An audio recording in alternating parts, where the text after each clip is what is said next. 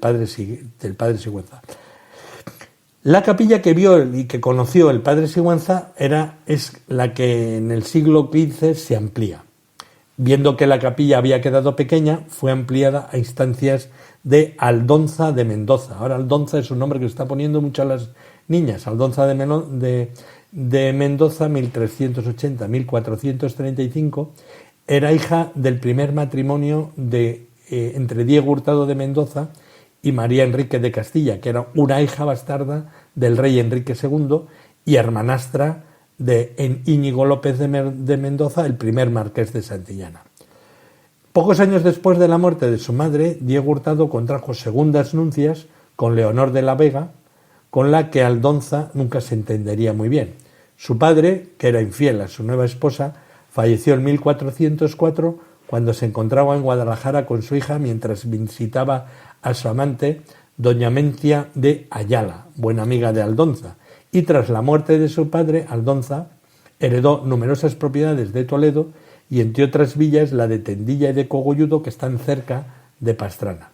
No obstante, entró en litigio con su hermanastro y su madrastra por las propiedades familiares como el castillo de Manzanares el Real, un castillo ahora que es una de las sedes de la Comunidad de Madrid, de la que se apoderó de facto la otra parte de la familia.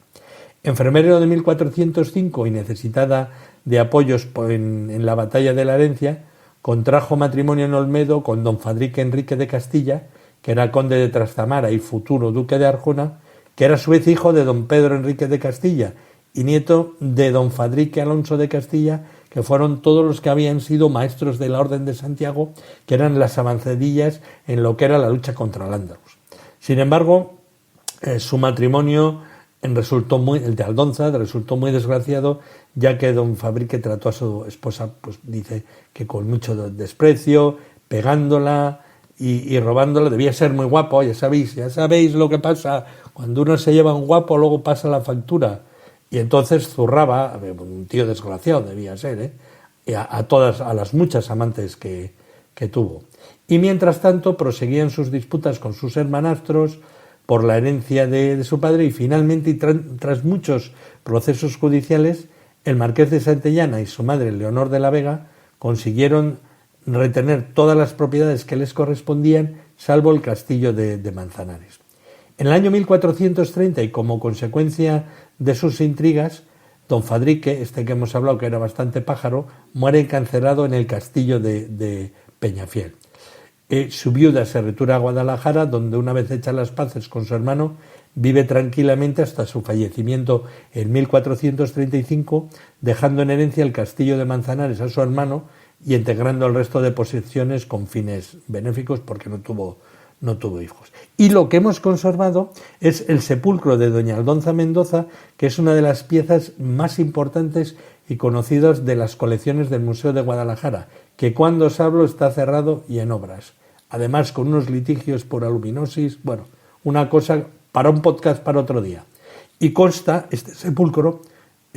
que estaba, como entenderéis, en la iglesia de la que vamos a seguir hablando, o en los restos de la iglesia. Consta de una figura femenina yacente sobre la tapa de un sarcófago al que le falta uno de los lados menores. La caja está decorada por los lados mayores con ramagen y con un escudo central y menor que se han conservado, y en la cabecera con dos figuras infantiles sosteniendo dos escudos y una filacteria, como si fuera un paño. Y en el perímetro de la tapa donde descansa la figura se desarrolla una inscripción con letras negras. El personaje está con los ojos cerrados, descansa en posición de cúbito supino, tumbada hacia arriba, con la cabeza apoyada sobre dos almohadas que están decoradas por motivos vegetales y con borlas en las esquinas, como si fuera un almohadón borlado. Lleva un vestido largo, amplio, ceñido de la cintura, con una cinta debajo del pecho, y tocada una toca, como si fuera una monja, con 3 alfileres. Uno en la parte superior de la cabeza y 2 laterales, como que le están sujetando el paño que lleva, lo que le cubre el pelo. Y en el cuello hay un collar de varias vueltas con un colgante en forma de cruz. Tiene las manos cruzadas apoyadas sobre el pubis, que sujetan un rosario que se extiende hasta media pierna. Y alrededor del sarcófago hay la inscripción que dice: Doña Aldonza de Mendoza, que Dios haya duquesa de Arjona, mujer del duque de Don Fabrique, cuando murió en el nacimiento de nuestro Señor Jesucristo, una inscripción hecha toda en latín. La obra sigue el esquema del sepulcro exento con escultura yacente, y se trata de uno de los exponentes más bellos de la escultura funeraria de mediados del siglo XV, ya que reúne las pervivencias medievales con el influjo de las esculturas borgoñonas que habían sido tan innovadoras para el Renacimiento, y lo sitúa en la órbita de las esculturas toledanas del 400 nuestro, en la que se destacan en estas últimas influencia y que tanto la belleza de la figura como un trabajo muy minucioso en ciertas partes. Esta obra ingresa en el museo en el año 1845, procedente del monasterio de Lupiana, y ahí permaneció hasta 1868, en que fue trasladado al Museo Arqueológico Nacional de Madrid, el MAN, y después permaneció hasta su regreso definitivo a Guadalajara en 1973. Retornando a la iglesia de Lupiana y siguiendo con la explicación de Sigüenza, que cuenta la ampliación de la condesa, de la duquesa, de la que dice: dexándola en la medida que ahora se conserva, pues consistió en la prolongación de la nave media con un artesonado, y añadió 2 capillas más junto al presbiterio. Doña Aldonza de Mendoza pensó que Lupiana iba a ser el lugar de su enterramiento, y así lo hizo, encargando un sepulcro gótico exento de alabastro que sería situado en la última grada del presbiterio. Y dicho sepulcro es el que ha subsistido y el que he descrito. La duquesa también costeó la sillería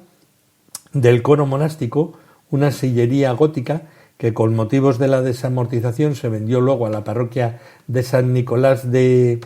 Guadalajara, donde hoy se conserva.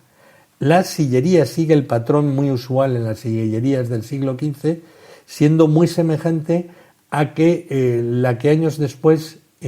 costearía el cardenal Mendoza para la catedral de Sigüenza. Y también cuando vayáis, la podéis ver, está en esta iglesia, pero no os hagáis la idea que está en un coro toda, sino que está troceada y metida dentro de la sacristía. Tenéis que preguntar si hay alguien en la iglesia para que os la deje ver. También consta que la duquesa costeó el primitivo retablo, así como una serie de vestiduras litúrgicas, de joyas, de cruces, de cálices y una serie de tapices franceses para adornar el altar. En 1480 hubo un primer intento de reformar la iglesia que dejó con la idea que dejó doña Aldonza de Mendoza. Dichas obras serían auspiciadas gracias a los condes de Coruña, en especial don Lorenzo Suárez de Figueroa, quien puso en la capilla mayor y al monasterio bajo su patronazgo. En el año 1520 los frailes de Lupiana intentaron renovar la iglesia que dejó Aldonza de Mendoza, como lo había dejado con el proyecto de ampliación. Y en el capítulo reunido al efecto el 28 de enero del año 1420, se acordó que sería muy bien que la iglesia se comenzase ya que se pudiera, a la manera y como ordenase el maestro Covarrubias que labra en Sigüenza y el maestro que labra cerca de Guadalupe. O sea que la catedral de Sigüenza y Guadalupe iban a ser un poco referencia de lo que se pensaba como ampliaciones y como obras dentro de Lupiana. Y fue por tanto voluntad del capítulo que las obras de la nueva iglesia recayesen en 2 artistas importantes del momento, como eran Alonso de Covarrubias, que estaba por Sigüenza, y Vasco de Zarza, que estaba en el otro lado, los cuales, en el otro lado me refiero a Guadalupe, los cuales también determinarían la nueva orientación del templo. Cuando Covarrubias es llamado Lupiana, aún no es más que un joven aprendiz sin mucha trayectoria arquitectónica, pero por lo que su llamada a trabajar junto a uno de los grandes maestros castellanos, como es Vasco de la Zarza, no la desaprovecharía, teniendo en cuenta que ya el círculo de Enrique Egas, que era para el que trabajaba, se estaba quedando pequeño. En cuanto al maestro de obras, el capítulo pensó en la figura del cantero Juan de Álava, muy activo en la zona de Salamanca, en Covarrubias, como os he dicho, y Vasco de Zarza, que propusieron una ubicación opuesta a la que era la vieja iglesia al sur de los Cuartos, principalmente porque el terreno donde se asentaba la iglesia vieja no era el idóneo al estar muy cerca de la ladera. Sin embargo, en 1525, el recién elegido prior Fray Pedro de León decide que la iglesia no se construya en ese lugar, por lo cual contó con la ayuda de los 5 priores de otros monasterios que se encontraban reunidos en Lupiana a causa del capítulo general de la orden que se celebraba allí en ese momento. Y las razones esgrimidas fueron que si la iglesia se construía en ese lugar, proyectaría una zona de sombra sobre el claustro y principalmente sobre la enfermería. Así que esta decisión propició la demolición de las obras de la nueva iglesia que estaba empezándose, y en años sucesivos los padres únicamente fueron arreglando problemas de la vieja iglesia, renovando las vidrieras, encargando una reja para el coro y algunos detalles que paliasen el continuo deterioro del edificio. No obstante, en muchas reuniones capitulares se trató el tema de la iglesia, como fue en el caso de los capítulos de 1526, 49, 50, 52, en 1569, Felipe II acepta ostentar el patronazgo de la capilla mayor, por lo que pasaría a ser capilla real, y este hecho quedó unido también a la decisión del rey de crear el señorío de Lupiana en favor del monasterio, desgajando a Lupiana, que hasta entonces pertenecía al común de la villa y tierra de Guadalajara, y otorgándole el título de villa. No será hasta 1612, casi un siglo después de que se iniciara el primer proyecto, cuando haya una voluntad firme de renovar el templo. Siendo prior Fray Alonso de Paredes, el asunto se debatió en un capítulo celebrado el 10 de febrero, decidiéndose que la nueva iglesia ocupase el lugar exacto donde estuviese la antigua, encargándose además un nuevo retablo, mientras que el antiguo se cedería a la parroquia de San Bartolomé de Lleves. La nueva iglesia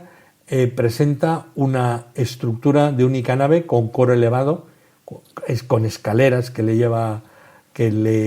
a esa altura, y un lugar igualmente elevado mediante una serie de gradas donde está el altar en el presbiterio, quedando así los dos a la misma altura. En ese momento también se renovó el retablo, cuyo Cristo, que ya era del siglo XVII, por las fechas de las que hablamos, actualmente está en el cementerio de Guadalajara, que es el Cristo de la Expiación de Lupiana, y es un Cristo muy famoso que sale del cementerio en las procesiones de la Semana Santa de Guadalajara, que también son interesantes, muy silenciosas, pero con mucha participación de gente.